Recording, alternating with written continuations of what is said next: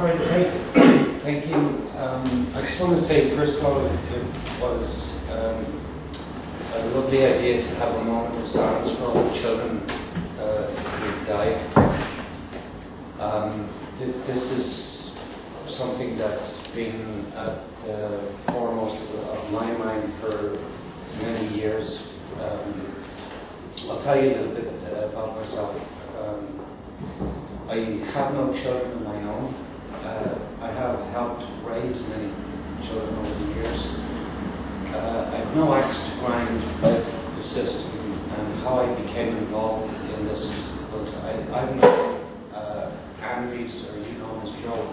I've known Andries for 16 years now, since he came to Ireland, and I worked with him in the same company. And I got involved, I got interested in all of this because of Andries' involvement with the Child and Family Agency. And frankly, it changed my life. I couldn't believe what was happening. I think it was a lovely idea to have the moment of silence, because I think it's important for me to say that a child died in Irish state care last week, and another child is going to die next week. And this pattern is going to keep repeating itself. In fact, it's going to increase. A child not in Irish state care is 10 times more likely to die by suicide. Why do you think that is? Well, why you take a child from a supposedly bad situation and you place the child, and you have all the money, you have all the facilities, you have everything, you have foster carers, you have residential care, you have psychologists, you have social workers, you have professionals, but children end up worse in state care than with their parents. And there have been studies done on this. I won't go into a great deal of detail about it.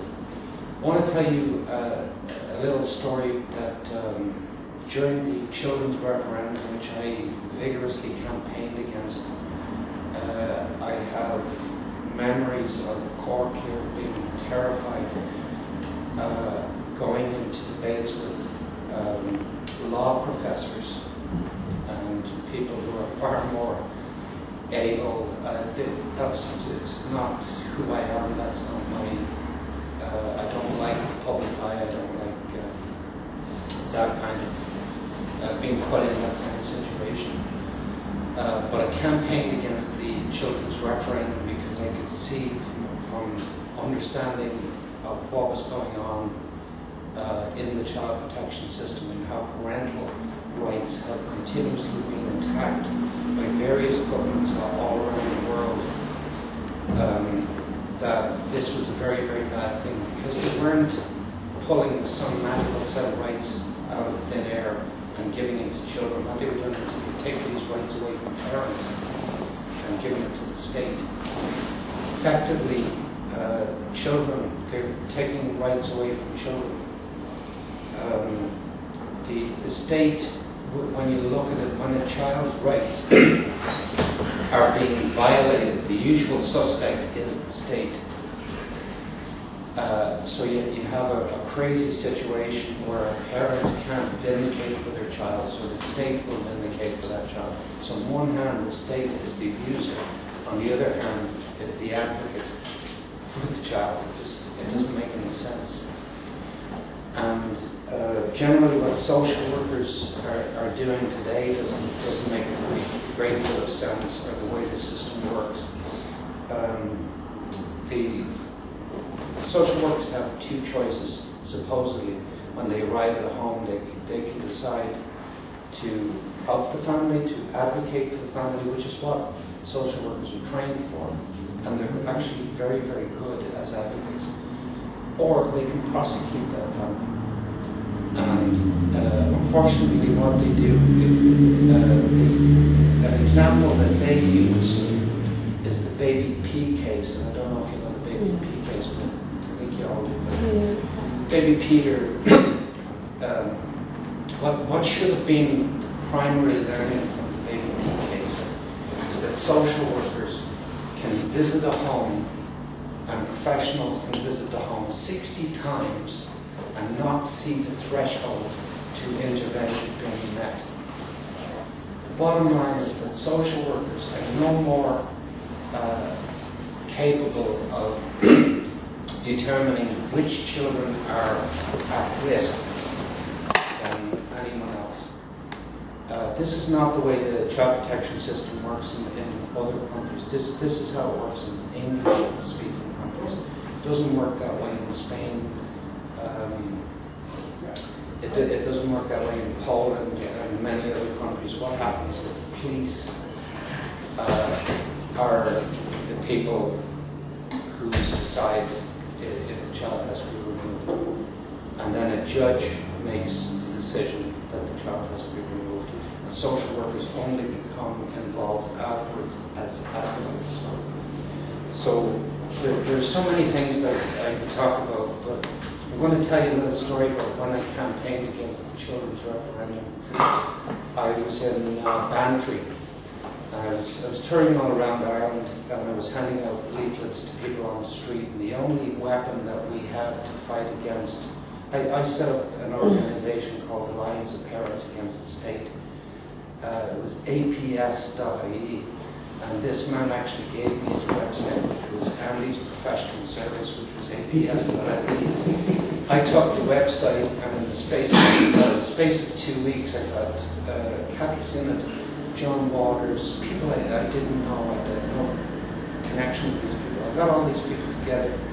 I even got a British MP by the name of John Hemming MP, who was very vocal on the topic of child protection. I got all these people working together under one banner on one website. The only weapon that we had was these leaflets. And people were calling me up and saying, what can we do? How can we want to actively campaign with you, what can we do?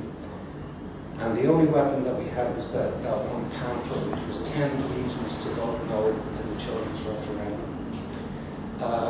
Mothers would call me and say, look, I don't have a car, I don't have, I have to look after my kids, like, what can I do? And I told them, I said, get on Facebook, educate people, but print off a copy of those 10 reasons, get photocopies, go to every home in your neighborhood and get the information out there.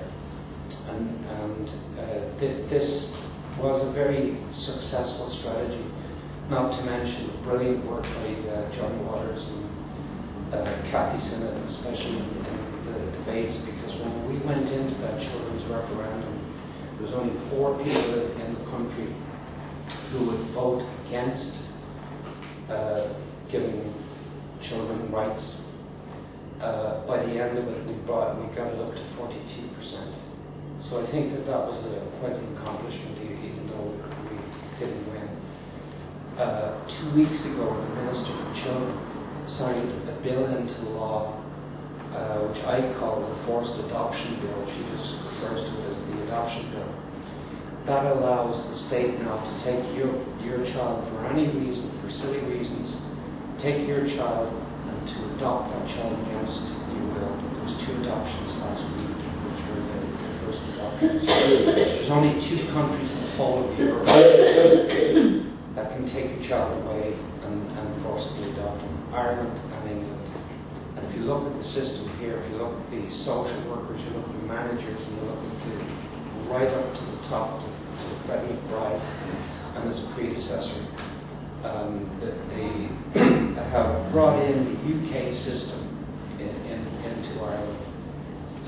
So the last thing I want to tell you is a little story about, I was campaigning in Bantry, and in Bantry I was going to the photocopy shop and I wanted to get some more copies.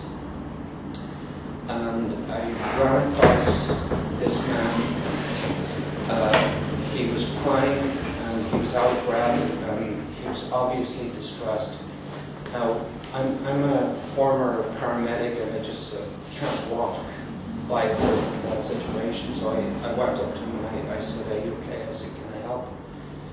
And at first he shrugged me off, and I eventually got him to go for coffee.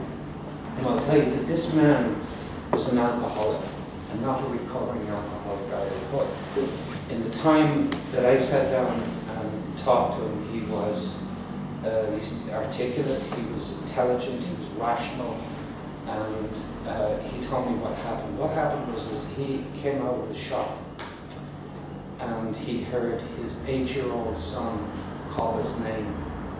So in terror, what he did was he ran as fast and as hard as he could. The reason that he did that was because there is a barring order that if he had acknowledged his son in any way, shape or form, he would have been jailed for doing that. This happens quite often. A number of years ago I gave a talk to a father's rights group, and I said to them, I said that, you know, you've been doing this wrong for years, because father's rights is no further ahead today than it was 30 years ago, because you're saying that I'm not allowed to see my child. And I get that, I understand that for this is what drives, it's not just men, it drives men and women to suicide, or to, it leads them into addiction. So in the case of this man and this child, I started thinking about this situation, and I thought, what was going through that 8-year-old's mind? That my father hates me, my father, you know, absolutely criminal what the courts are doing to that 8-year-old child. So I said to this group, I said that what you need to do, rather than saying that I can't see my child, what you need to be doing is saying that my child's human rights are being abused by being kept away from a parent. It's a human right, and it's child abuse to keep that child away from a parent. So now you've taken the whole same argument, I can't see my child, and you've turned the whole argument around, and now what you're doing is you're reporting a case of child abuse. When you report a case of child abuse, people's ears start to prick up, they pay attention. This is a child being abused.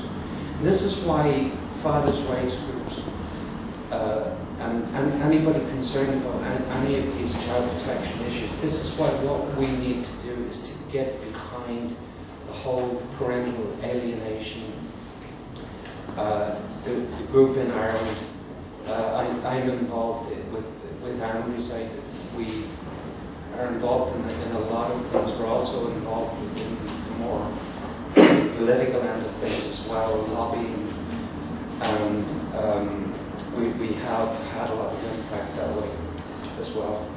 So what we need to do is we need to work together, and we need to have a plan. One of the plans I can tell you about right now is what we're doing is, I believe that, including yourself, I think we have probably about 10 psychologists involved right now. They're all very, very interested in this. And I'll tell you why they're interested. Andries and I attended on Parental Alienation Day, with one of our psychologists, Brian Sullivan. We attended a training session for professionals, and in the group there were therapists, counselors, social workers, psychologists, and for the people that were in that room, they said it was like a light bulb going off in their head, because they had seen this. Parental alienation is a very, very, very specific pathology. And for them, what they had seen is they'd been seeing this for years and years, but they could never quite put the finger on it. It wasn't in the DVM, the manual that psychologists use. It's still not directly in the DBM, but it is there in some form. So what we want to do with parental alienation is we want to make it illegal so that no child is being abused. We want laws in Ireland to make it illegal for anybody to stop the other parent or grandparents or the whole extended family from seeing that child. That's the child's right under Article 8 of the Human Rights Act. So this is why you need to become involved with this. We need to work together, not just sharing posts on Facebook. We need to develop strategies, and we're looking at things in the future. What we're doing with the psychologists, we want the psychologists to be able to train all of the professionals in our 4,000 social workers with TUSLA. Train all those people in parental alienation. There are many other people. We're training judges.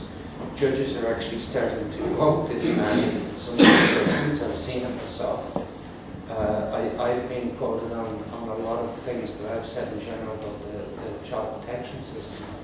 Is that I've noticed in the last year that TUSLA have suddenly become interested in the topic of outcomes for children, which they never mentioned before. Because what I've basically said is that they're taking all these children from bad situations and they're putting them in absolute danger in state care. And in just some facts about state care, a child is 10 times more likely to commit suicide. A child is 6 times more likely to be raped. I was saying to this lady earlier on, I said, as an experiment, walk around Cork and the next time you see a homeless youth, ask that child if they're in care. I practically guarantee you that they were. So the system in scientific studies that they've done on care for children, 80% of them have very poor outcomes in life. This was done in the States, but it's not really any different in Ireland or the UK. There are subtle differences. The other thing that you should know about care is that 45% of children at the age of 18, they're dumped on the streets at the age of 18. Can you imagine dumping your own child at 18 on the streets? Like, would they be capable of looking after themselves at age 18? But this is what the system is doing. It's taking these children and damaging them. The beauty of this about not just fathers, but is if there is a law in Ireland that says that you cannot alienate a child from their parents, and that you should encourage that child has a relationship with the parents. Even this man that I met, this drunk, that's what he called himself. If you just get this man to clean himself up for 1 hour a week, put him in a room supervised, and he could pretend to be a father to this child, and then this child grows up thinking that, okay, my dad's not perfect, he's got some problems, but at least that child has a father, and at least statistically that child is going to have a better outcome in life. This is something that we know, is that children who are raised by a mother and a father and a white picket fence and all that stuff, these children always do better in life. They go on to higher education, they get jobs earlier, they stay in jobs longer, they prosper, and the advantage of doing that for society is that we have people who are productive and taxpayers, and not people who are going to be a burden on society for the rest of their life. So I'm going to end it there.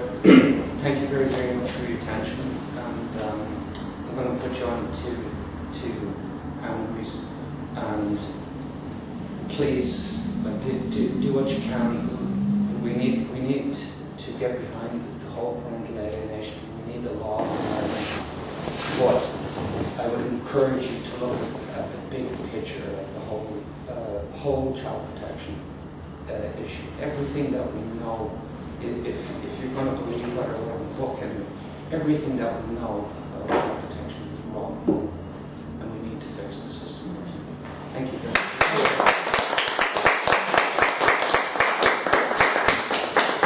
Joe, are you based in Dublin? I'm in Waterford. Waterford? Yeah. And your book, can it be bought? It's available on Amazon, but I have a blog. It's secretcourtsblog.com. secretcourtsblog.com. I'm also, if you look up the Secret Courts book on Facebook, it's going to be there. Yeah. And you're based in Waterford. I sent a copy of it to Catherine's Tony to reading. Wonderful. Maybe she's reading it. Bedtime reading for her. Joe, thanks very much. Thank you. I certainly learned a lot there. I first heard of Joe or Andreas VanTonder through Martin, who is involved in the Parental Alienation Awareness Program. Did I get that right? Yes. Over to you. People,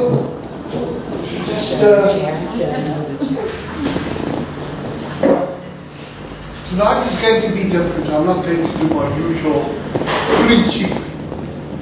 I'm just going to talk because there's friends around. Friends. And prospective friends. I'm going to highlight just a few things that happened in the last few months that everybody should know about, and so I planned to bring some handouts and a lot of papers and so. Now I suffer from a condition called polycythemia rubra vera. Now for those who are not medical won't know what the heck it is.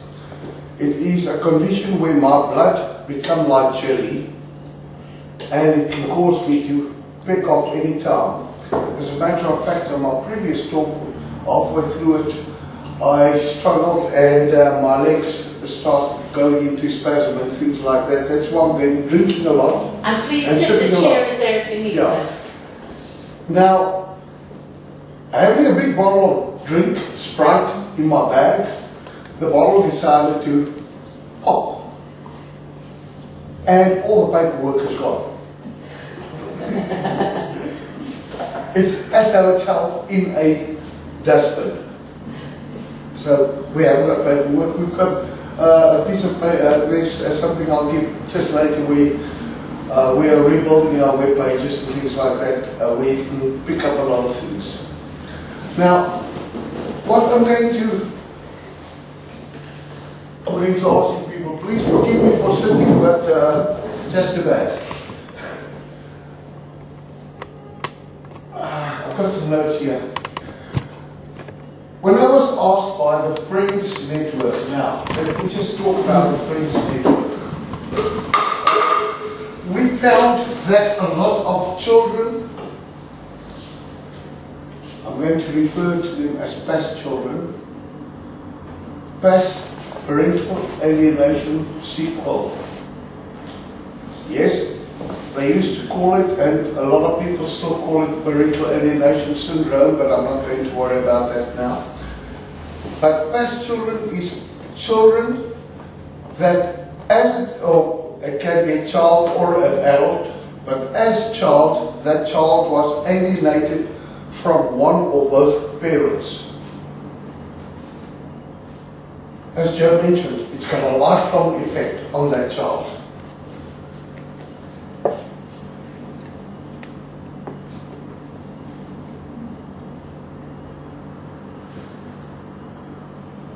As children, adult as well as children, need friends. Target parents need friends. Now I'm talking about a friendship which is more like a biblical friendship. Now I know a lot of people do not like me talking religion, but in the biblical perspective, there is a system called koinonia. Koinonia means I must be able to help you carry your burden. You must be willing to accept me as a person that will help you carry your burden. I must be able to give sympathy when you need it. And when I need sympathy, I need you to give me sympathy. And we must accept it. It's a biblical principle. Now, that is urgently needed. Now, Martin and so has started a group here now. And that's how I was asked to get to come and just give a little chat about it. So it's the Friends Network of Cork that is hosting this. For those who want to say, who the heck is getting involved here? Now, several target parents may be present. Now, I see at least four target parents sitting here. We're not going to talk about their specific cases. But I'm going to ask them to listen to what I have to say. We also have a few professionals. I've identified at least 2 professionals here. Please, people, you are the key in helping to educate people. Now, first, we have to recognize the condition, what the heck is going on here. And to recognize it, I want to give an example of something completely different.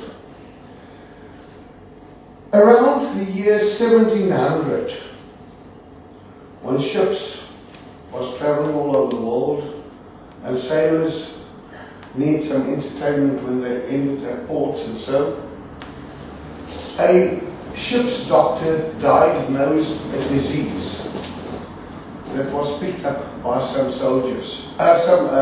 sailors. The disease was called the fatal pestilence, a pest that is fatal.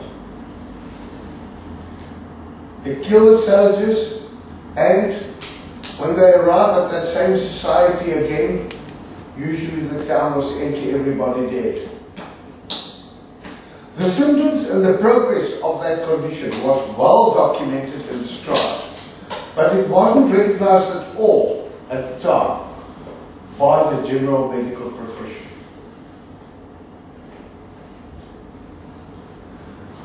In around 1931, the same symptoms was described in another document. It was called gorilla gonorrhea. Again, the condition wasn't recognized by the medical professionals. During the 1960s, the condition called slims was very well known.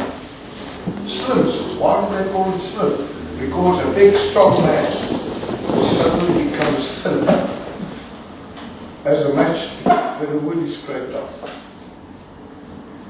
Again, slims was well documented, exactly the same symptoms as the previous 2 diagnoses, but it was still not recognized. So, does that disease exist?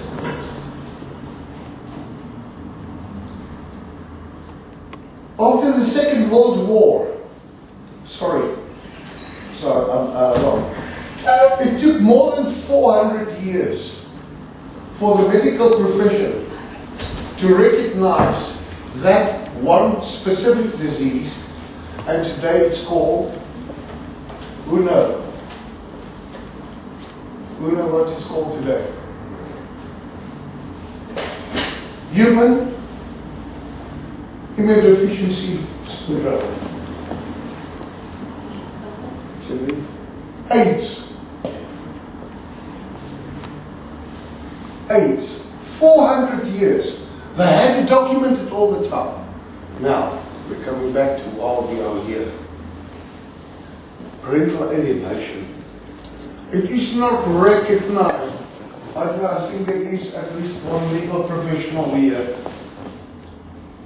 If I stand up as a solicitor, say for one of the target parents here, and I say, Your Honour, it is a case of parental alienation. Usually the opposition jump on. Parental alienation syndrome is not existing. There is no such a condition. It's not documented anywhere.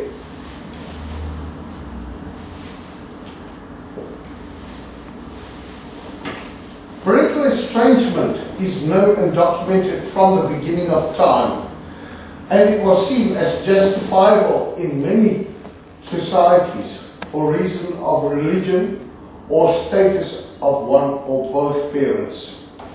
During the turn of the previous century, it was legal and the right of a gentleman and standard practice in many countries to estrange his illegitimate child from the mother. The mother was perhaps a lady of reputation, so the child is to be protected from her. After the Second World War, the effect of that estrangement was more and more recognized. Some people started calling it alienation, some still call it estrangement, and so. Steps were taken by many military authorities to limit the effects of estrangers between soldiers and their children.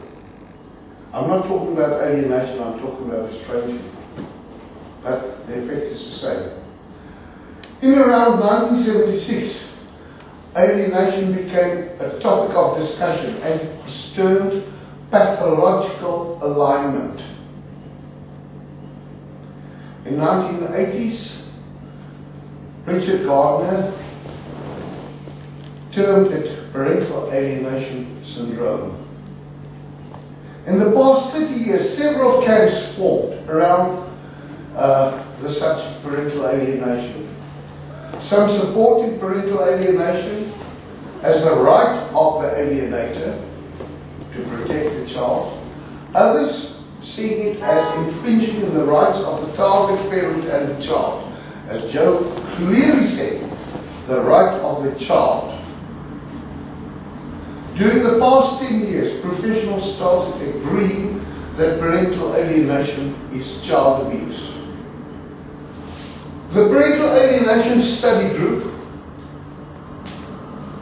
consisting of around 400 professionals, mostly legal professionals and medical professionals, and psychologists, psychiatrists, blah, blah, blah, blah, blah. They recognize parental alienation now as the second worst form of child abuse there is. The second worst form. The worst form of child abuse, sexual abuse with incest. Now you're going to say, but what about if I break the kid's arms off and leave him only in the wheelchair and things like that? Mentally, he will accept his condition.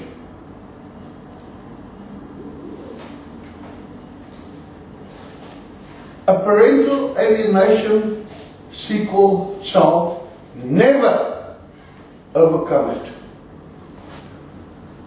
We work with past children. I'm not certified to work with children, but I work with teenagers and past adults, adult past children. My oldest client, 76 years old. His sister is 74 years old. And both of them are still suffering today. Now there was fighting everywhere. Is it parental alienation? Is it pathogenic parenting? What can we call it? There's a group in the States grouping around Dr. Craig Childress that say we should use the term attachment-based parental alienation to be diagnosed with a pathogenic parenting concern scale. Now I'm using funny words. Okay, let me try and explain to you what the hell it is. Pathogenic parenting is poisonous parenting. When I feed the child poison, pathogenic parenting. In the UK, they were more following Dr. Walchik and his group of people, Dr. Corin Woodall and so, and they said no, we cannot use the term pathogenic parenting because pathogenic parenting is not always involved. Then they decided we can't use it, immediately call it parental alienation because parental alienation is not always involved. So now we're sitting again with ammunition that me as alienating party can use against you as target parent.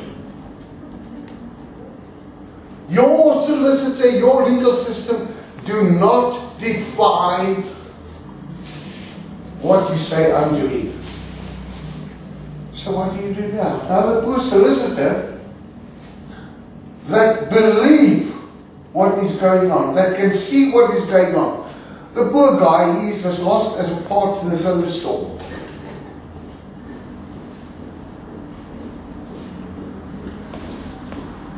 Cascas in the United Kingdom started a study with some fathers' rights groups and some legal professionals, and they came to a solution. And that solution became very important on the 14th of last month. On the 14th of last month,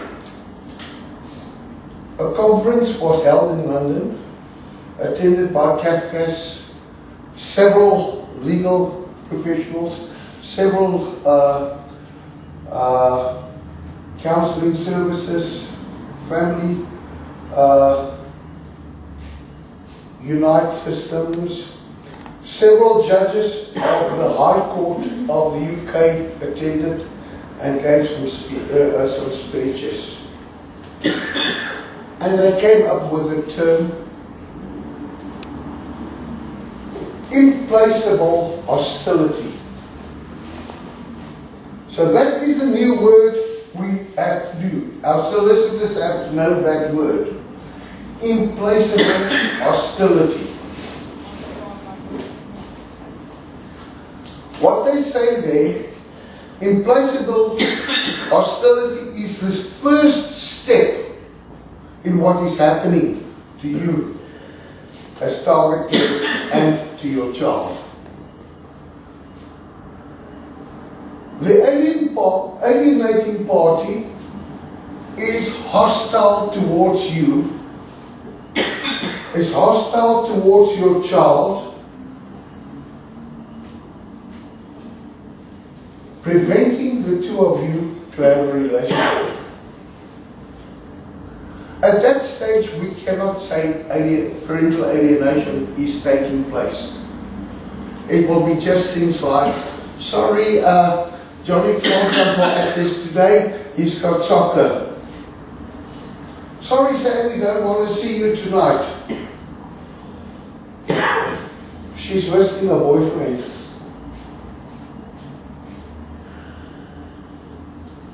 Johnny don't want to see you because he has to meet up with the other boys. Reasons: oh, I haven't got transport. You can organize transport for the children, knowing that you haven't got the cash for the transport. Or there's always a stupid reason why there should be no access or relationship. Now, in most cases, the child will start fighting. But I want to see Daddy, or I want to see Mommy. That is when parental alienation comes in. Or pathogenic parenting. Now, I want to just give an example of one of the studies done with children that can prove how effective parental alienation can be. Anybody ever heard of Project Sandstone? Project Sandstone was a project done by junior primary schools where the kids were warned in class. Next week there's going to be a visit to our school.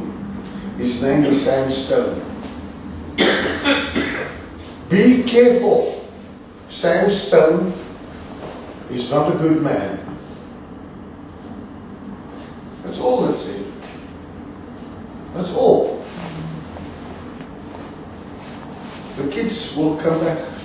Teacher, what's the name of that man that's going to come and visit us? It's Sandstone. Say it. Sandstone. Okay. So now the kids know Sandstone is a dangerous guy. 2 weeks later, knock on the classroom door. Door open. Kids, Mr. Sandstone is here. The guy go and stand in the class.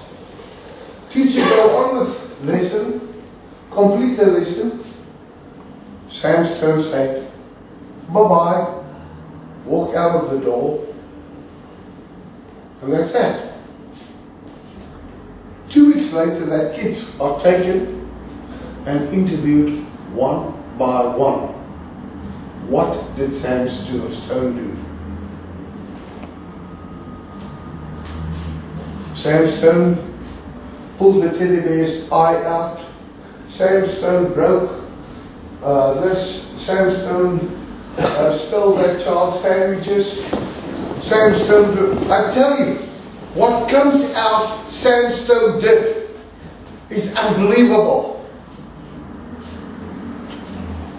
So, we used the Sandstone experiment in courts to prove parental alienation or pathogenic parenting.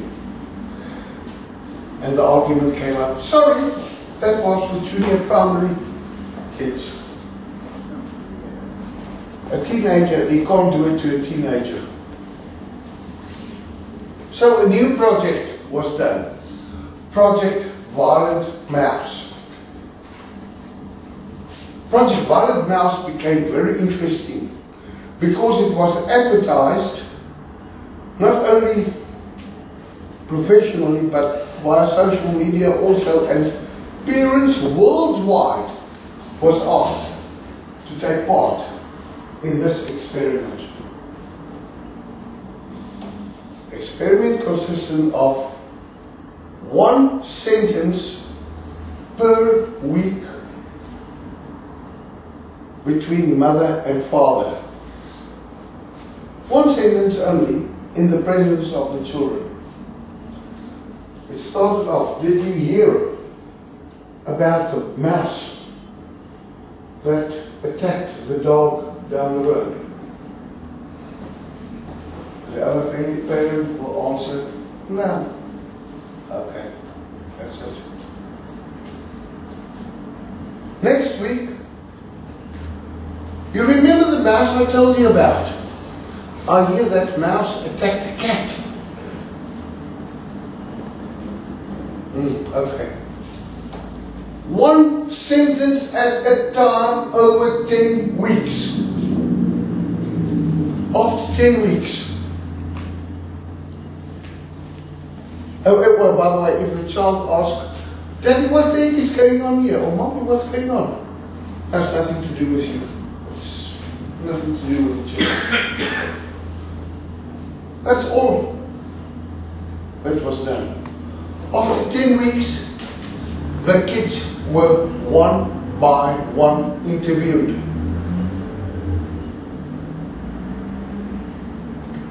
Now the shocking part, especially for you professional people. Forensic psychologists reported that the evidence given by the children was so clear that it would stand up in court. The violent mouse bit the dog. They saw the violent mouse. The violent mouse attacked my mother. The violent mouse killed 2 cats in the neighborhood. The violent mouse did this. It is unbelievable, the evidence that came out. And the greatest amount of the kids. Okay, there were some exceptions. Where there is strong moral education in the family, strong moral education, strong moral rules. Not a single one of the kids have a story about the violent mouse. But now, let me prove to you how I can influence your child. We know of a case now. There is a lot of people that's going to criticize me now, but the British case, what they call it, where 2 kids came up with videos how they were sexually abused and they saw babies being sacrificed in a church and things like that. Hampstead hoax. Those 2 kids was indoctrinated over a period of 6 months by a sadistic mother and her boyfriend, even going as far as playing recordings, repeating it through the night while the child is sleeping. Yes, it is happening.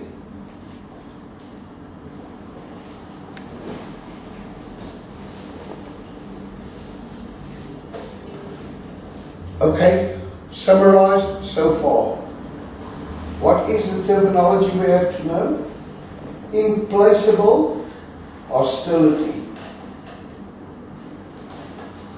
And it usually leads to parental alienation or toxic parenting, which is parental alienation. Coming with it is usually enforced estrangement, where I just make sure that you will not see your little boy. And you lady, you are not allowed to see that beautiful daughter of yours. I will make sure of it. Enforced estrangement is another term that you have to know.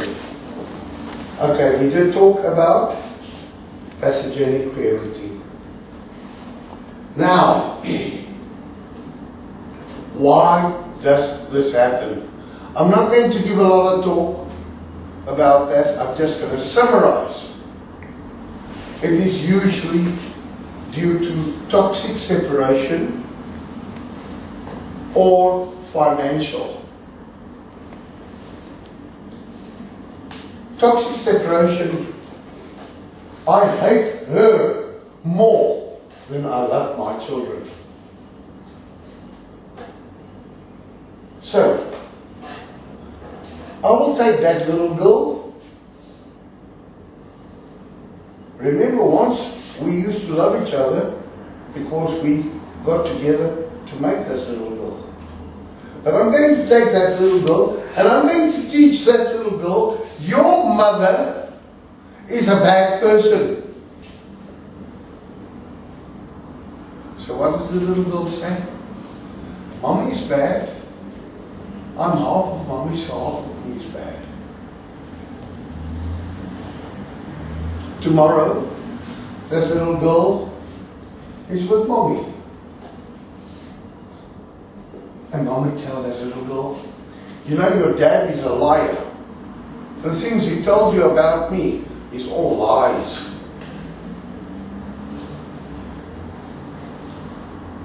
So daddy is bad. Half of me is daddy bad. If half of me that is mommy is bad, half of me that is daddy is bad, then I am bad. So why the hell should I be around? That is why we see children suicides.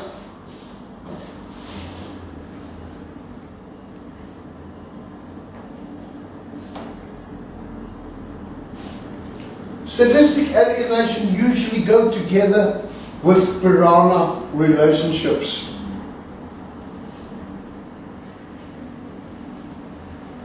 What the hell is a piranha relationship?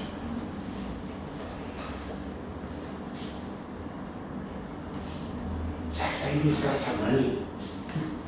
Ooh, I'm going to win here. So suddenly, I throw all my charms, and within 6 months we are married. Now we are married. And then the baby, oh beautiful. Okay, now it's time to start milking her. I start milking her. The more money I can get out of her, the better. Now I steal the child and she must pay to see the child a little bit. Another piranha case is, and I wrote an essay about it, is children in foster care.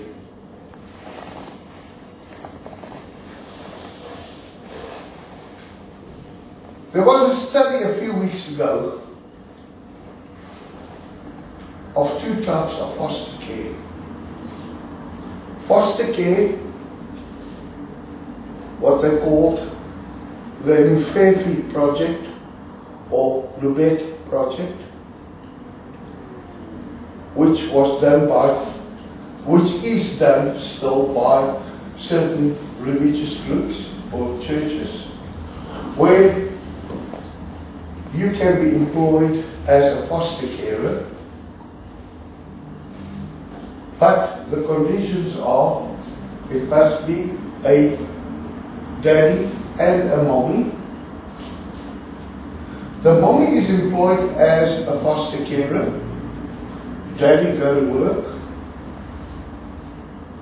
Mommy only get minimum wage for the area,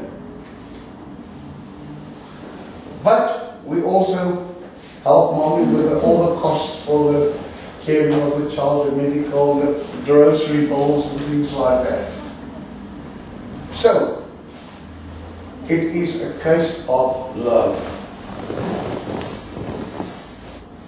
In this one case, this mom and dad had more than 300 kids through in 30 years through their hands. A house with 15 kids at a time. Yes, you are allowed to get help, servants working for you and so, but the church will pay their salaries also. But you are the mother, you are the father, and that's that. The outcome of that children was absolutely fantastic, especially because of the fact that part of the system is the children must have a relationship with their birth parents. They compared that study with a study, 15 kids from 5 different foster carers that were economic foster carers. Now, economic foster carer is for each child that is in my care, I get 350 or 400 euro per week. That 350 or let's just say 400 euro is not taxable. I can still keep my unemployment fund, my unemployment benefits. I still get my housing benefits from the state. I still get everything, but I also get this non-taxable amount for each child. Now, sometimes I have as many as 4 kids, 5 kids. And I know here in Cork of one family that had at one stage 7 kids.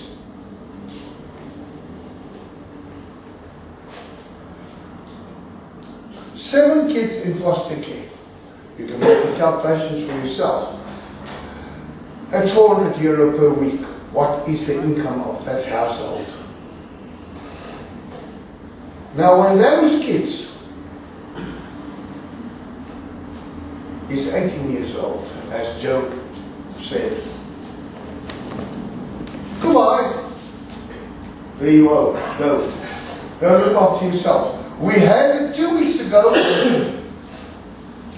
where a child was picked up in Dublin a week after her 18th birthday, where she was just said, sorry, I don't get foster care allowance for you anymore. You go look after yourself. Social services picked her up, put her stuff in the car boot, and dropped her at a hostel. When she arrived at the hostel owner said, this child doesn't belong here, because this is a place for drug addicts and prostitutes. Yes, we went and fetched that child, and we organised care for that child now. Economic. Now, what is the economics here? The law stipulates, the children's rights stipulate, if a child is taken in care, a reunification plan should be implemented as soon as possible. Now, if I alienate your child, that your child don't want to see you, your child don't want to know you, I toxic, I poison your child against you, do you think it's possible to for reunification? No, I don't want to see him as a bad man. I don't want to go and live with him. So, the child doesn't want you. The child stay with me. I get my money.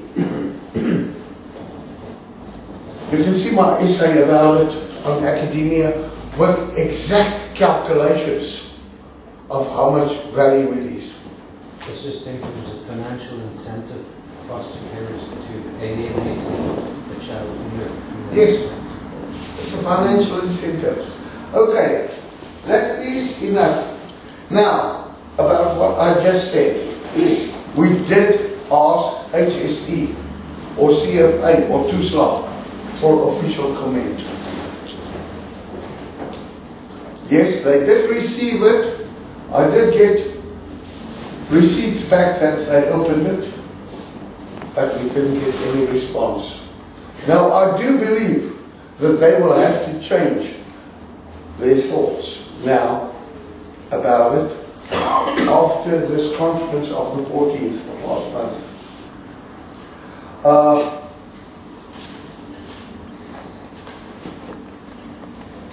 Earlier we said parental alienation is child abuse, and it's proven to be child abuse. Now the problem is again education. There's a person in this room. I went and I reported the child at serious risk, or the two kids that was involved.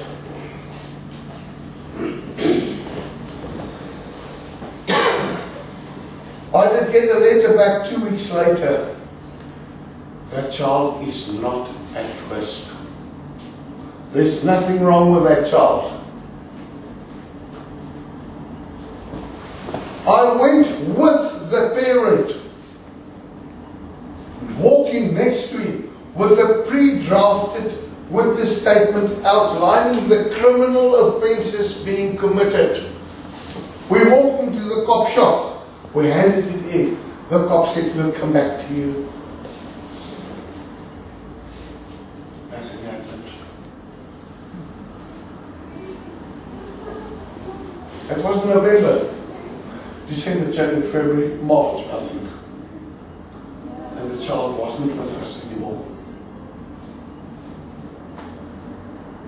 The child committed suicide. I've got an essay that I wrote that you can look up online also, playing Russian roulette with the lives of children and parents.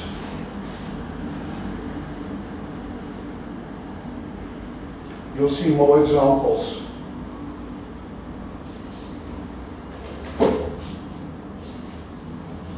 We tried to get the erectors to officially bring an enactment in against parental alienation. The answer was the existing laws is sufficient. Yes, I attended in this house with a parent that is also present here tonight. And we were promised something will be done. Nothing happened.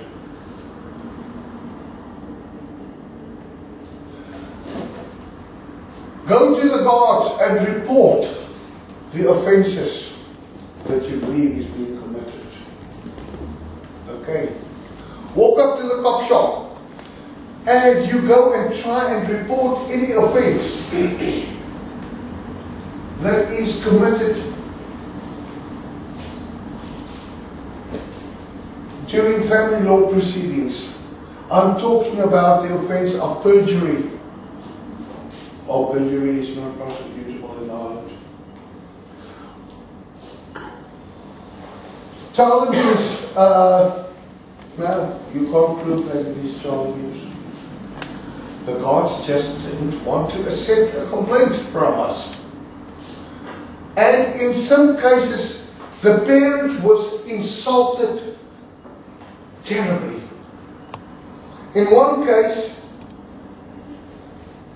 me and my wife Natalie took a dad, we accompanied a dad to Bridewell Garda Station with the paperwork. He was accused of sexually abusing his daughter. Garda investigations show he didn't. There's no evidence that it happened. TUSLA investigation showed that the child was coerced into saying it. The sexual investigation unit in Dublin interviewed, and so they also said no, nothing happened. So now the dad has got a beautiful case of false reporting of child abuse, which is a criminal offence under the Protection of Persons Reporting Child Abuse Act. Section 5, I think. No, the guards say no. It's been in the court system. You have to go and see a solicitor. was it? I want somebody senior, a sergeant or so. Now you will not believe what you're going to hear now, but I can put my hand in the Bible, and my wife will also. When the sergeant told the poor man, I have no proof that you are not going to sexually abuse your daughter in future. If you can prove to me that you will not abuse her in future, then I will take a statement from you.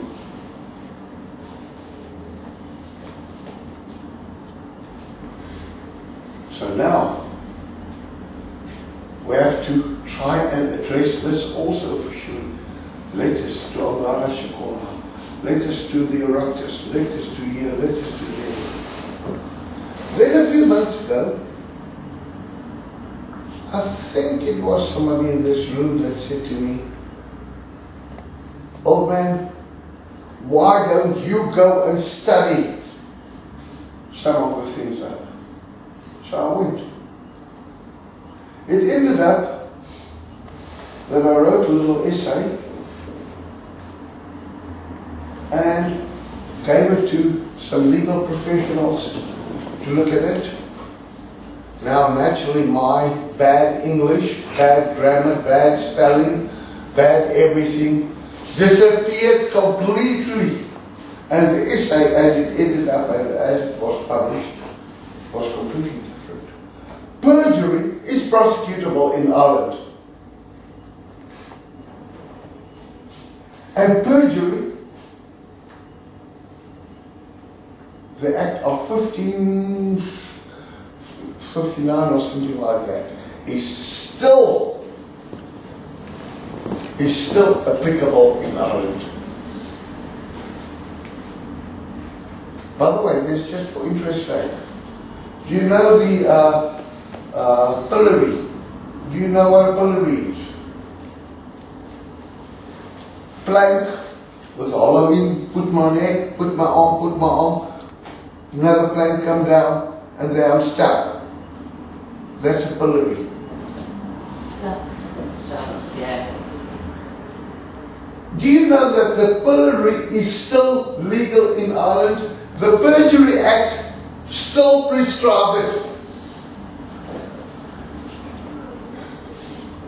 Yes, go and research it for yourself. Do you know,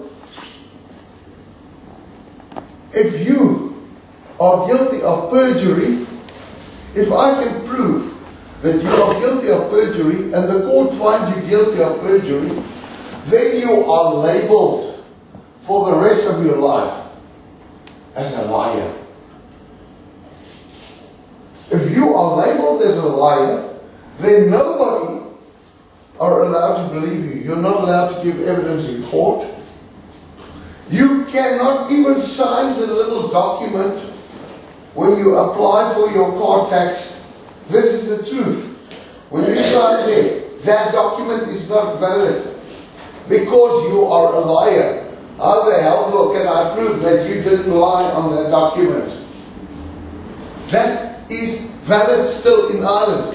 That means those with childcare issues, if you can get the social worker or the person reporting you, if you can prove that that person lied in the first court hearing, or your ex that is making sure that you don't see your child, if you can prove in the first court hearing that person lied, all other evidence after that is invalid.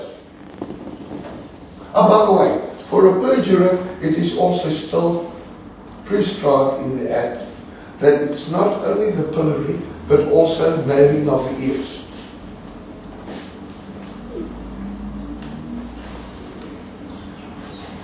When we published that document, it caused uproar. Even the High Court judge was asked to rule on it, and the judge looked at it,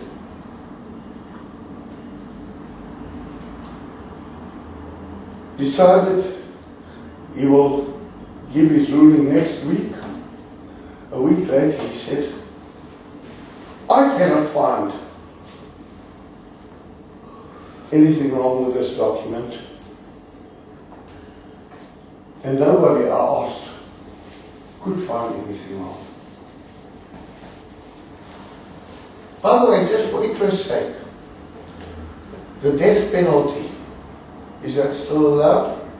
Yeah. No. Yeah, it is. No, it's Did not. you kill a guard? It's done away with. Is it? It's done away with. Last, the defence forces were supposed to come along, but no, it's done away with it, to my best of my knowledge. Is that? It's also not. The death penalty, when it was scrapped, it was written, and Act number that and that is amended, Act number that and that is that Act and that Act, and a whole farm toilet full of acts was amended. But the death penalty is not applicable anymore. There was an oversight. There was one oversight, one act where they forgot to go and scrap the death penalty. And that is in the Perjury Amendment Act of 17-something, 90-something, that say a person that is sentenced for perjury, that escape, must be sentenced to death.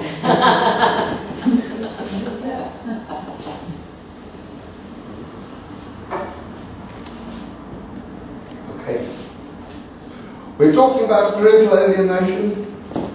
We're talking about offences committed in the process.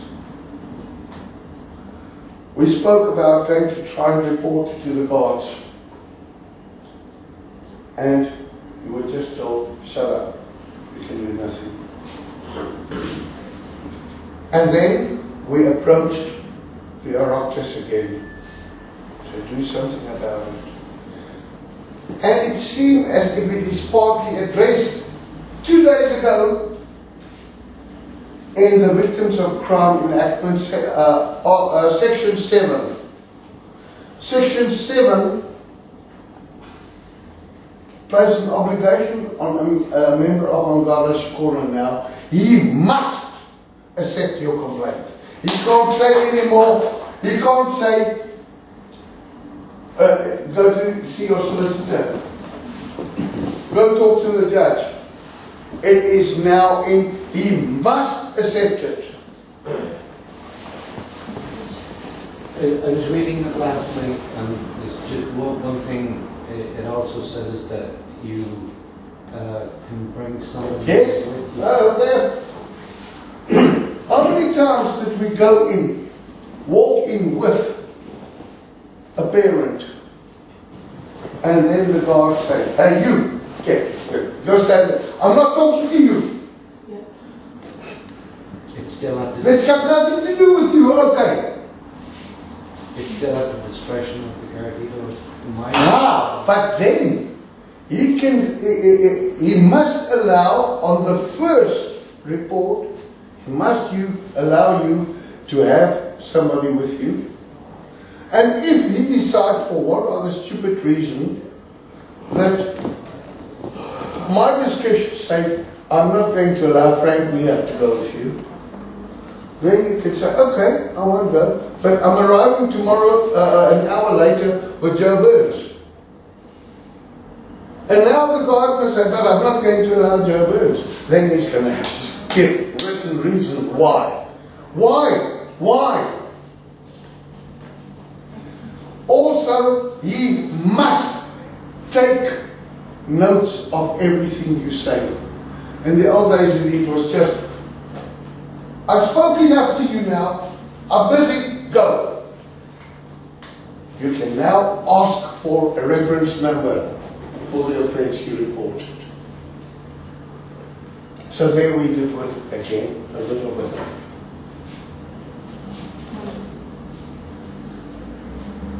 Second last topic. Joe mentioned earlier how important it is that therapists, medical professionals, legal professionals, judges and so understand and is knowledgeable. As one of the members of PASG, I spoke to him a few days ago, I said a while ago in a conference in front of the United States Congress, it is not the best psychologist, psychiatrist, solicitor or so that can recognize it.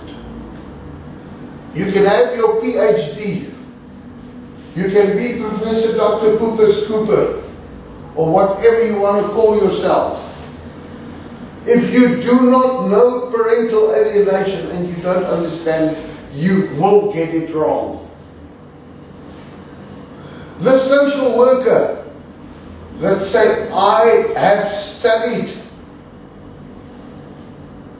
I have my bachelor's degree, or sometimes my master's degree, I am now the team leader or I am the principal social worker. If they don't understand parental alienation, they will get it wrong. As a matter of fact, they might not only get it wrong, but they might get it backwards, completely backwards.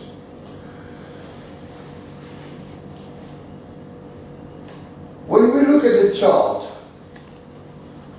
that is alienated from a parent, there's usually a Stockholm syndrome. That means the child not only accepts but believe protected by the person that is doing it. There is usually pathological enmeshment, and people do not realize how dangerous that is, and that is where the professionals always get it wrong. Look at that little boy. Look at his daddy. Look at him with his daddy. They are big friends. Look at them hugging. The little boy turned to mommy and said, oh, she's a bad bitch. Very good relationship between that little boy and that daddy. Not realizing that child is pathologically enmeshed with that parent, which is one of the more serious forms of child abuse. The child is usually adultified. Do you want to go and see mommy? No. Okay. The child has decided he doesn't want to see you, and it is the child's right. But when the same child comes to you and says, I won't brush my teeth, or the child says, I don't want to go to school,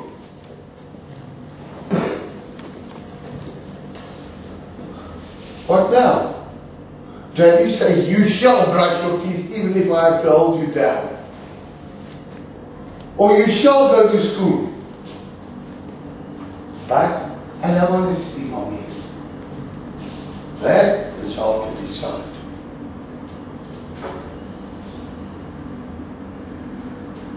One of the most serious things that most of you has experienced is the fundamental attribution error. I had a day or two ago another experience. That man is a bad man. Look at how he behaved in court. He is shouting every time something is said, he jump up and he say, now if he behaved in court like that, how the hell can he behave? Will he behave outside? That man, there's something big wrong with him. Oh, look at that mommy there. Oh, she's calm, she's collective, She doesn't cause any trouble. She do everything that he said. What they don't realize is that mommy is most probably a narcissistic, borderline personality that has learned how to behave to give a good impression. That poor father that I just told you how bad he is suffering from post-traumatic stress disorder, legal abuse syndrome, which is a form of post-traumatic stress disorder.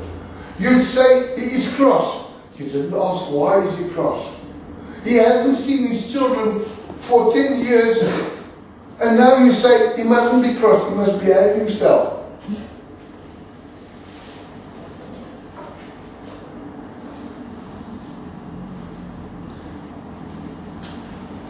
Education is urgently needed, and I need everybody present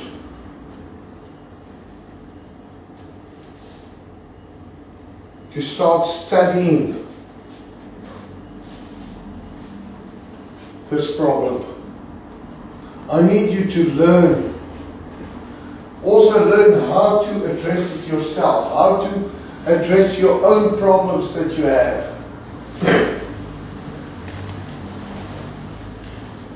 Now it's easy for me. I am not a target parent at the moment. It's easy for Joe, who is not a target parent, to say, be calm, do this, do that. But believe, we know what we're talking about. That's why I'm going to end up with a little piece that I just have to read here, because luckily it is available to read.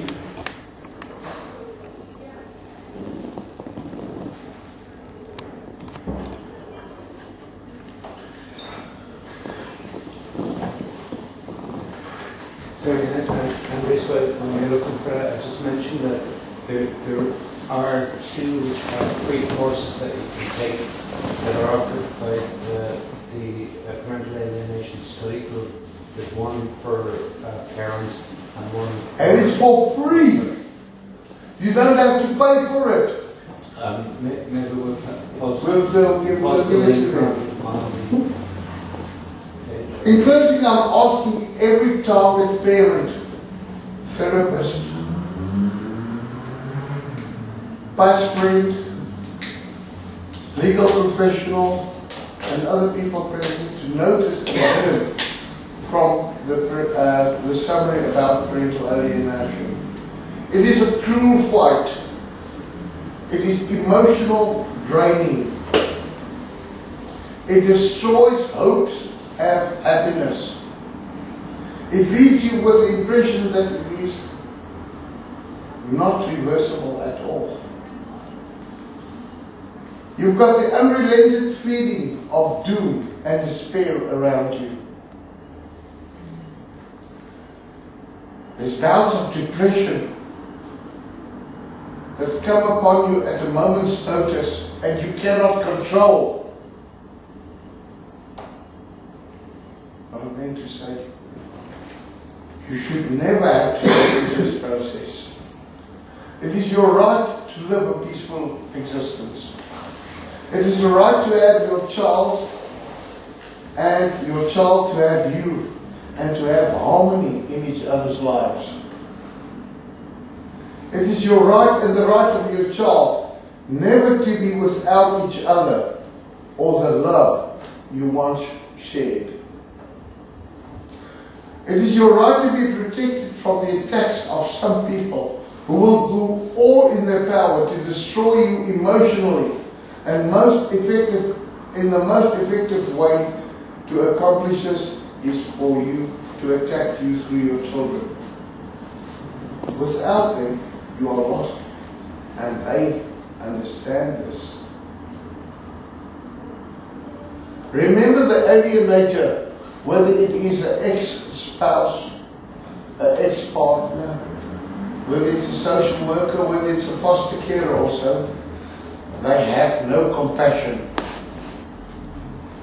They want what gives them the most extreme pressure and control. That is either to punish you or to get money. Suffering and anguish of a targeted parent give them pleasure and satisfaction. It matters not to them if a child suffers because they deceive themselves in believing that the child only needs them. Most of them know that studies demonstrate that when a child loses one or both of their parents due to alienation, that there be short and long-term negative effects and consequences for the child. This can come in the form of alcohol, drugs, other abuses, earlier than normal sexual experimentation, antisocial behavior, and a host of other problems. Children do suffer mentally and emotionally. This abuse that is perpetrated upon them by a parent or carer who they are supposed to be able to trust. They instead are betrayed in the most erroneous fashion. They are lied to, they are manipulated, they are coerced, they are deprived of memories, they are made to despise mum or dad, or both that they once loved. Now, all the target parents, please listen. This is the last 2 minutes. When all this happened, hearts are broken and spirits diminish to the lowest point possible. It's hard to imagine how any of us will ever recover to our previous levels of happiness. There are many obstacles we face and the odds seems overwhelming. When we are unable to get the family courts to recognize the dangers of parental alienation and reward wrongdoings, we sometimes give up the battle. When this occurs, we must reach down deep inside and do all that is necessary to begin the process of healing. In order to do this, we sometimes have to step back from the fight in order to gather our strength and move forward again. We cannot allow this emotional abuse to destroy who we are, and that is parents of our children. They are depending on us. There will certainly be moments when you feel you will never recover from all that is happening. But rest assured, you will make it through these terrible times. You just have to believe and want it badly enough to try. You cannot allow the destructive forces of parental alienation to damage you beyond repair. You need and you deserve much better. So take time to mend your hard and broken spirit. Don't let the alienator have the dissatisfaction of knowing they accomplished their goal of defeating and controlling you. If you do, then they have won. And you will empower these people to continue their wrongful actions against you and your children. They must not be given the satisfaction of success against anyone.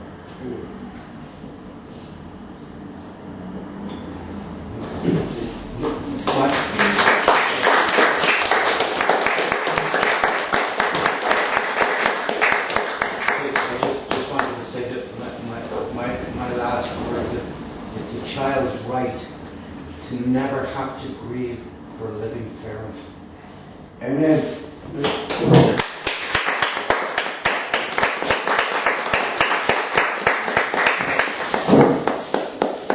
Thank you, Joe Burns. Thank you, Joe Andries, VanTonder, who travelled all the way down from County Meath today, but many, many years ago travelled from South Africa here, and we're blessed to have you in the country, and the knowledge and the information that you shared with us tonight is phenomenal, and I look forward to learning from you, and I'm sure other people do.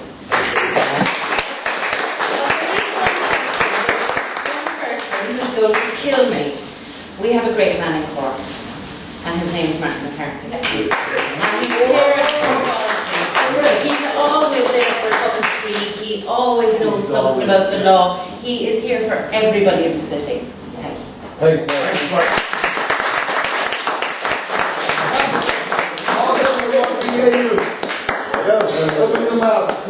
Yes, Martin.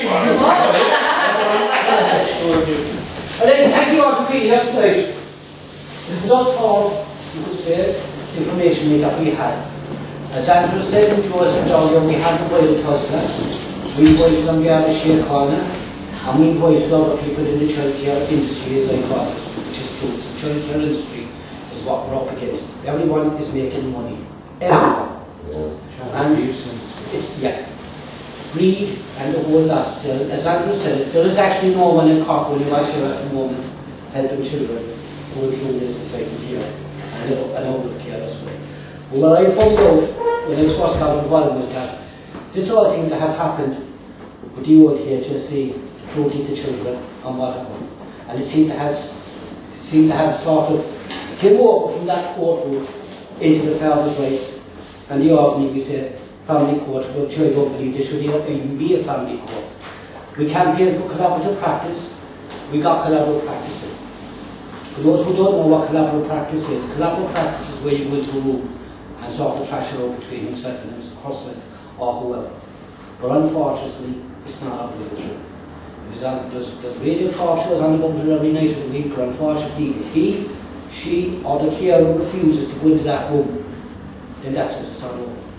There's no point. I believe that, I also believe from what I've done in the last 10 years that I'm involved in this, that tussle at the state is responsible for the deaths of children and parents going through the care system in Ireland. Every piece of evidence is pointing towards. So I also believe that no one should be immune from whatever you want to call it, child abuse or whatever in this country, whether it be solicitors, counsellors or whatever, or even social workers. I can't understand one section of society can be named and shamed in court for child abuse and another section of society can't. I don't believe in secret courts. I don't believe that a family should be brought into a court of law regarding who gets the child, who pays this and who pays that. I don't believe that should be allowed. I still don't believe it. That's why we campaign here and it happens all over the country for collaborative practice. But then again, the way things are at the moment, if a child says no, tussle means no. That's it. That's the way it goes. They're under the impression that we have to prove it. And there's the money part of it coming in. Tussle has a rolling cost, a rolling or whatever you want to call it. 600 million every year. 600 million. That's coming for the guardian license. Legal representatives and court. We try to get into the family court, which I believe that this report is not an Irish constitutional court. I believe it's only an act, the same as everything else in that court. It's acting as a court. You won't get your constitutional rights if you don't get any inside the district court. It's the higher court that people will have to go to. You try and get the finance for that. You bring in 2 barristers, tussle will bring in 4. You bring in 5, tussle will bring in 10. It's happening, you can see it all the time. It's happening all the time. Doctor, I think his name is Carmel, shall everybody be right? Yeah, Dr. Carmel is one of the doctors, one of the people in UCC, and so is the Chief Justice of Ireland.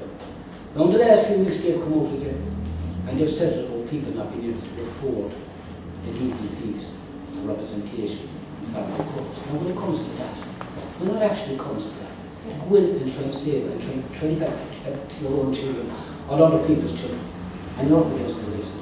Besides the solicitors, it's not right. It's not right. As Joe said a while ago, it is true. We had a suicide last week. We'll have another one this week. We'll have another one next week. They don't want to accept parental alienation as child abuse.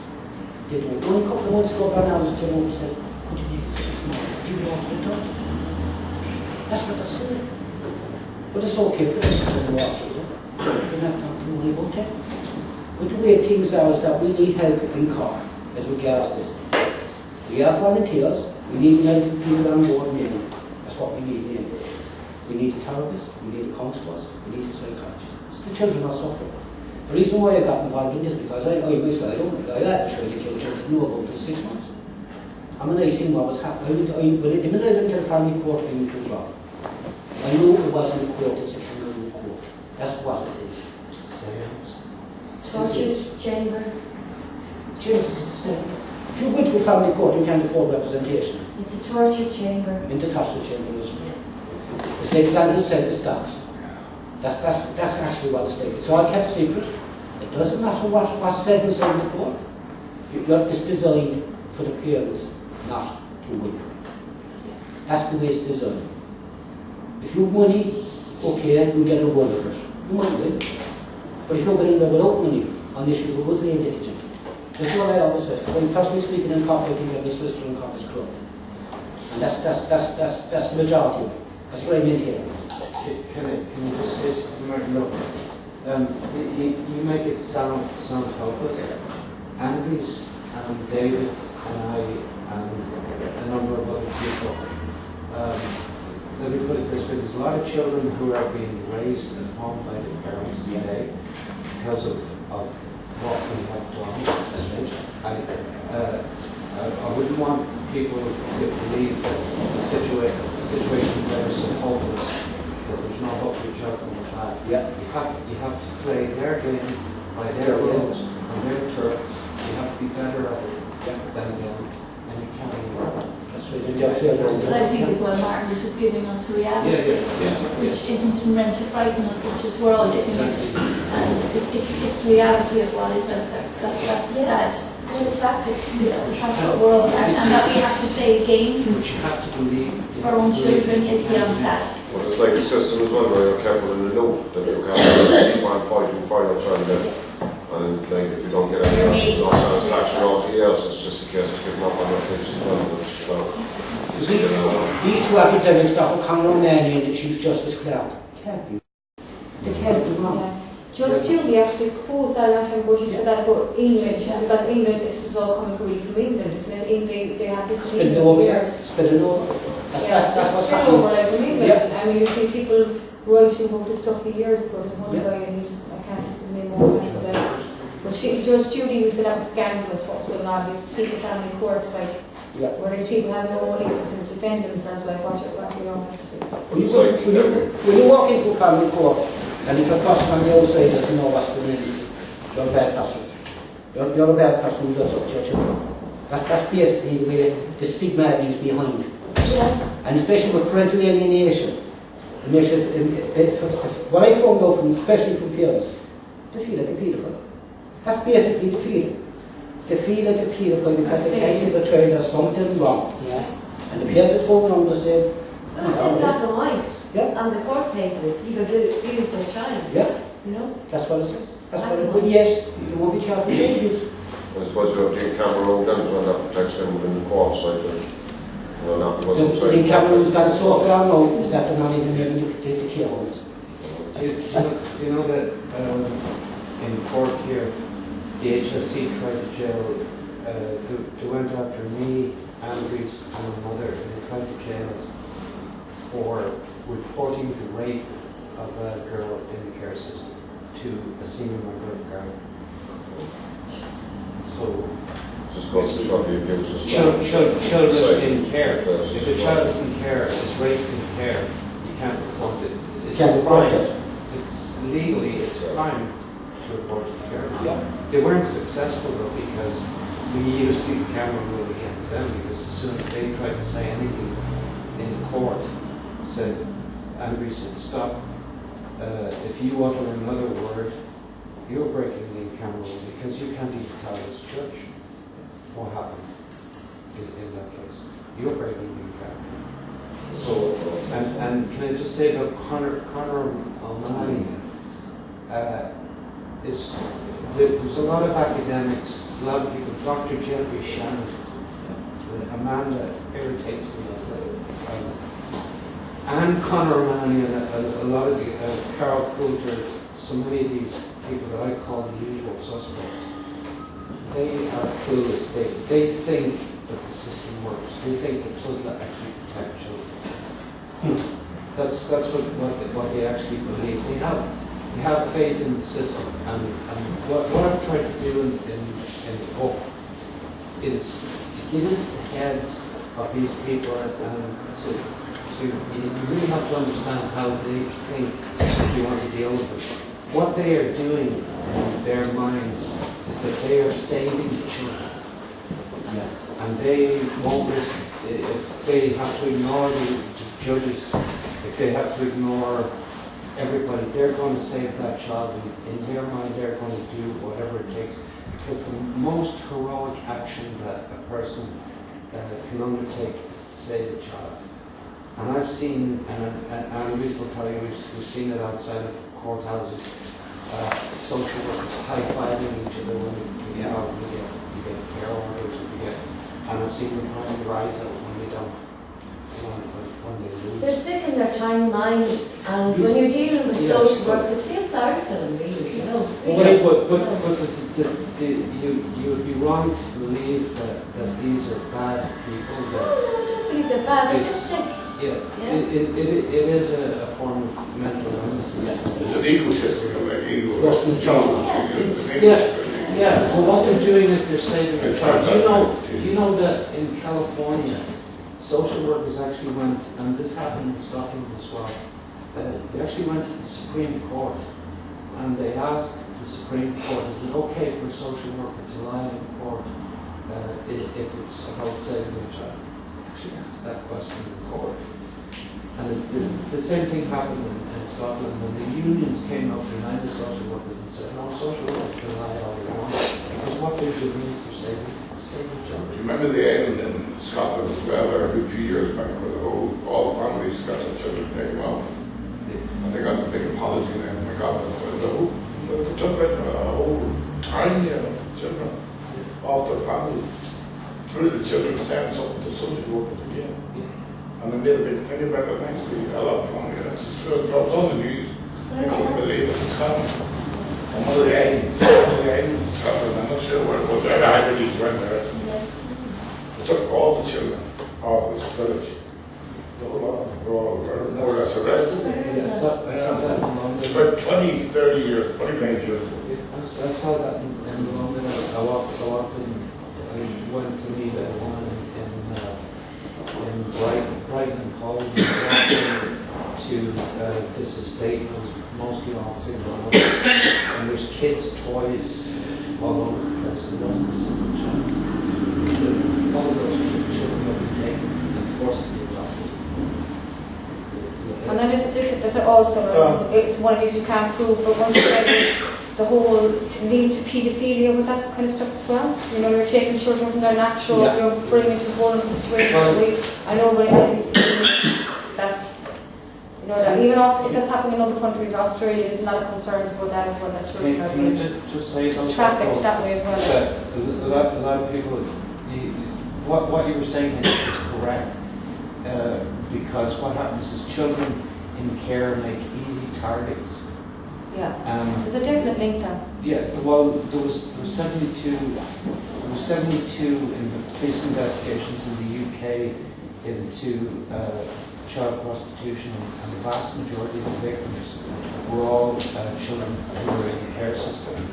But it's not the Freemasons, it's not, you know, the Illuminati or the political elites, it's criminal gangs that are doing this, and they're doing it. The thing you have to look at is the class difference there, like judges, solicitors, child psychologists that are involved in court.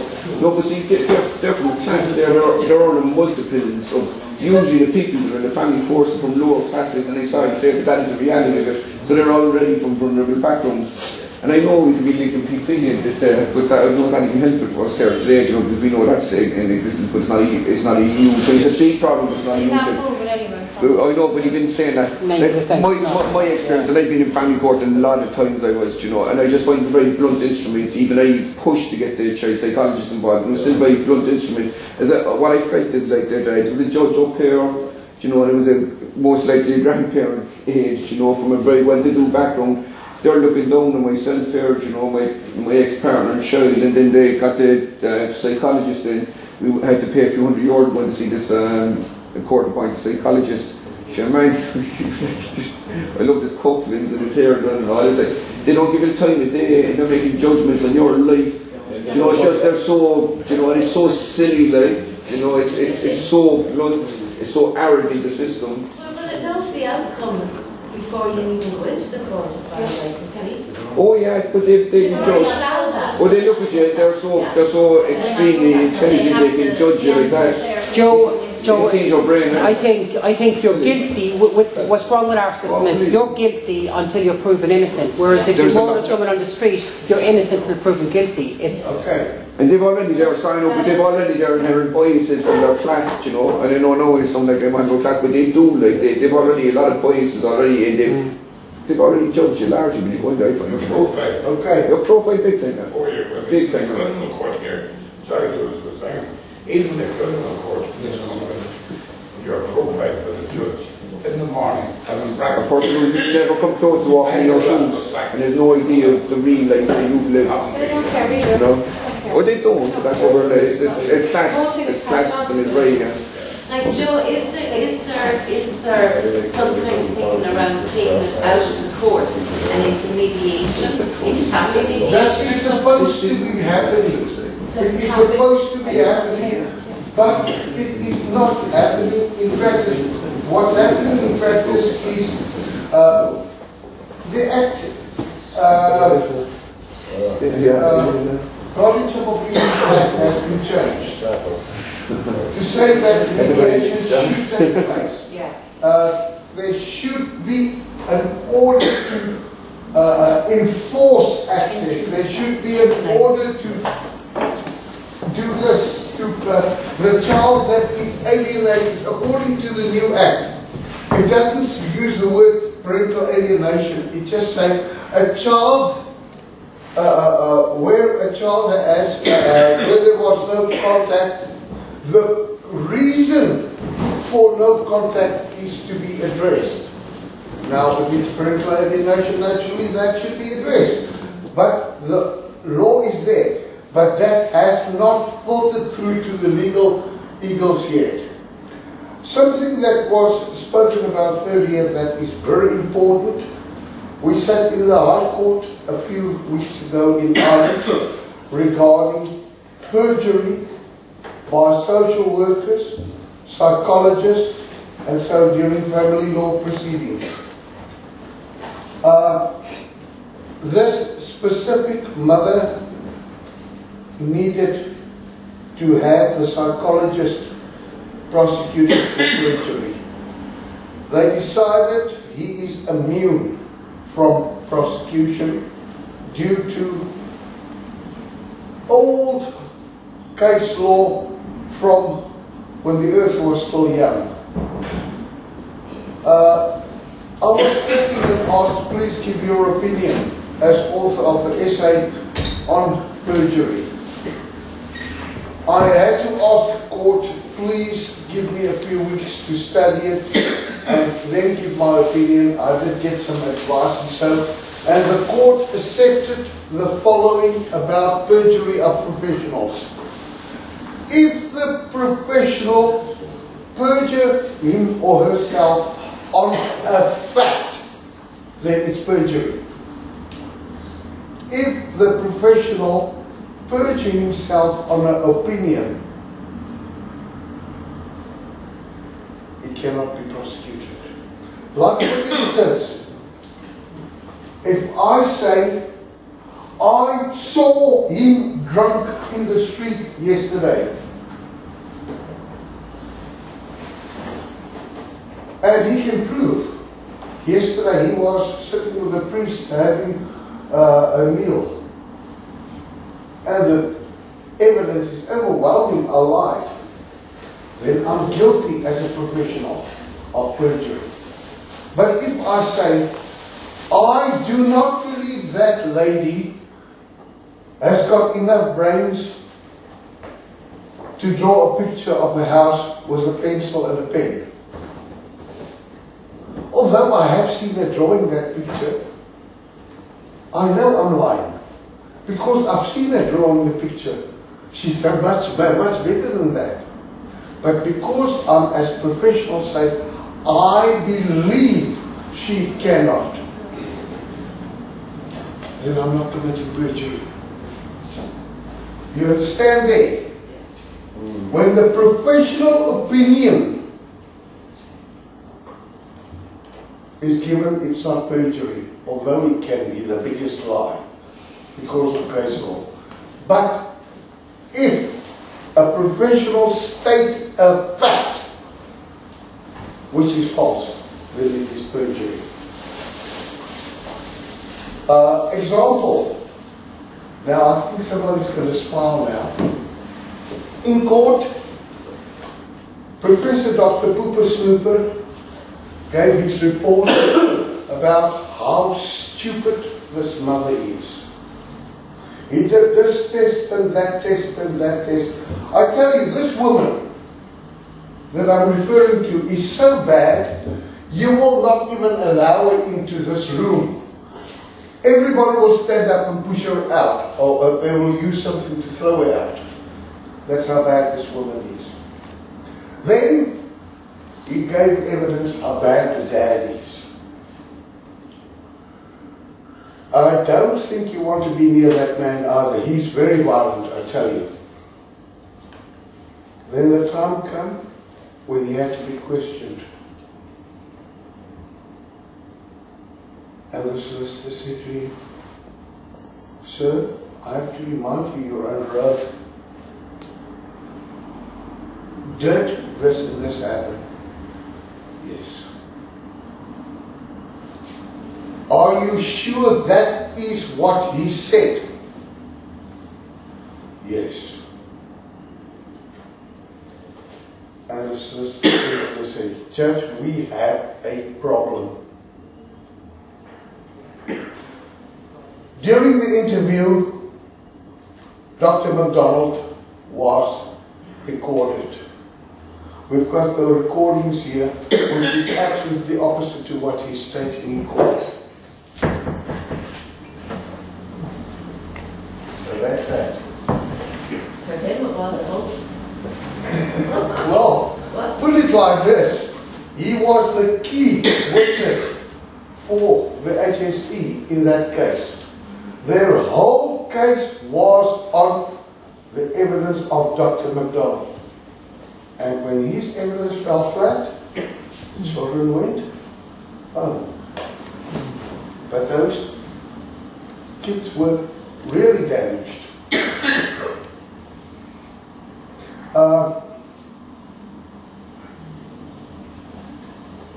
Especially target parents here. I want to warn you something that an experience I had in the last 2 days. Never lie. Do not say anything bad about him if you know that it is not absolutely true. Do not say anything bad about her if it is not absolutely true.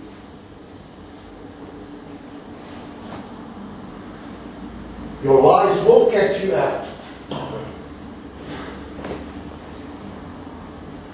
On Monday, there was a case in Phoenix House. Now I'm breaking the in-camera rule. I hope nobody's going to report me. I was not supposed to say which court it is. Can I pause that? So. Over here.